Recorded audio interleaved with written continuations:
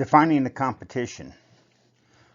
Most of your marketing classes don't really talk much about defining and analyzing and understanding the competition. And that's unfortunate because for almost all businesses, being able to understand the competition is one of the biggest concerns. Think about a company like the Toyota Motor Company. What do you think Toyota Motor Company's biggest concerns are? Well, one of those concerns definitely has to be worrying about the competition trying to steal customers from them and reduce the sales of their automobiles, whether it's their Camry or their RAV4 or their Toyota 4Runner or their Tacoma pickup truck or their Tundra pickup truck or their Corollas or any of their other vehicles. So for them, they spend a lot of time analyzing and understanding what their customers' plans are. And as a result, being able to define the competition is the first step in being able to understand what your competition is doing. So we're going to talk about that today. The competition is anyone that's contending for the same customer. And one of the reasons that we want to talk about the competition privately and separately is because the competition is the most dangerous environment. Why? Well, it's because the competition is intelligent. That is, the competition gathers data, looks at data, turns that data into information, takes that information and makes decisions with it. Understand that the competition is reactive. That is, they react to whatever the other organizations and firms in the industry do. And then finally, it's purposeful and intentful. That is, it has a specific intention, and that intention, of course, might be to take away your market share or steal your customers. When we define the competition, there's a couple of little things that I always like to point out. First off, most marketers spend more time worrying about the competition than anything else. And I would argue that you shouldn't worry about the competition, but there is no better way to spend your time than learning about the competition.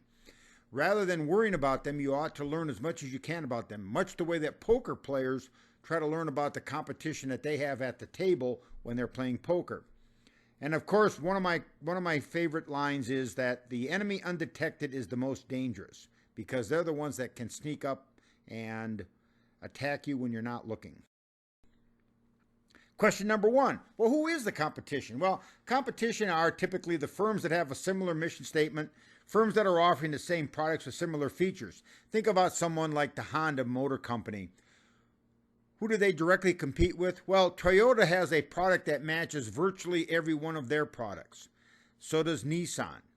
They probably also compete with Chevrolet and Ford and Chrysler, but not to the same degree that they compete with the other Japanese-based automobile companies. Firms that have the same or similar distinct competencies are in direct competition with each other. Firms that are satisfying the same wants and needs and providing the same benefits are the most direct competitors. 2 points to make sure that you understand. One is defining the competition too narrowly creates blind spots. Many firms consider their competition to simply be one or two companies. You need to make sure you have a broad enough view of the competition so that you don't have strategic blind spots. And then secondly, defining the competition too widely results in a lack of strategy.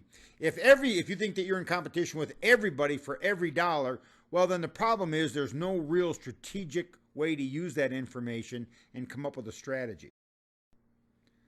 Direct competition are those organizations that satisfy the same wants and needs, direct choice alternatives, the next best alternatives. An example for direct competition for someone like Toyota Camry would be the Honda Accord. Generic or indirect competition are those satisfying the basic same wants and needs after the same dollars or loose substitutes. So for instance, you might make the argument that the Chevrolet Colorado pickup truck competes with the Honda Accord. Well, they're not directly competing with them, but they are going after automotive dollars, so they would be called indirect or generic competition.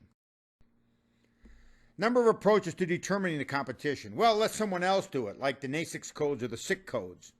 You can use managerial judgment.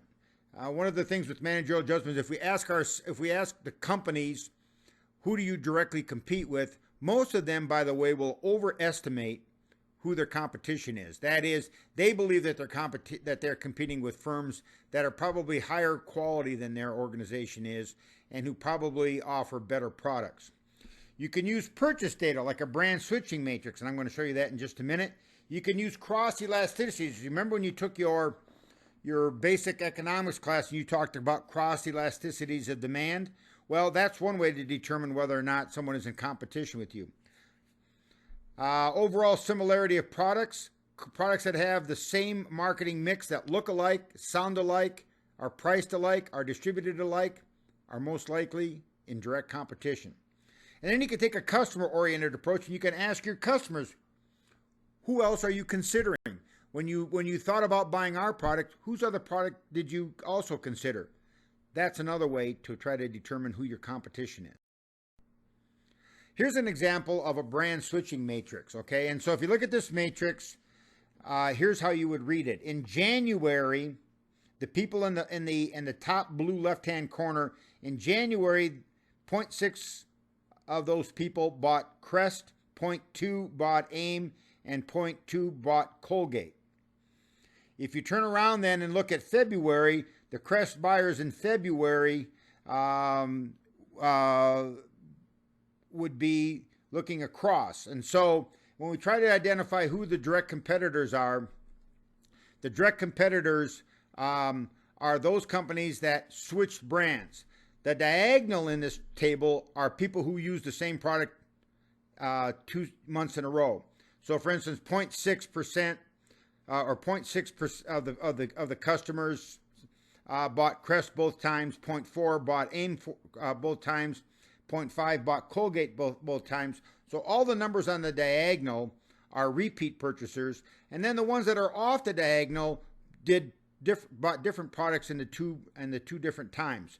So for instance, if we take a look at the first column with Crest, in January, 0.6 people, 0.6 of the population bought Crest in January, but of those people who bought Crest in January, 20% of them then bought AIM in February, and 20% bought Colgate in February.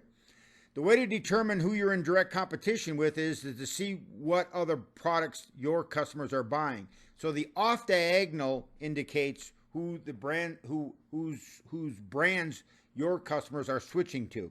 And you can see in this situation that there are two basic sets of competitors.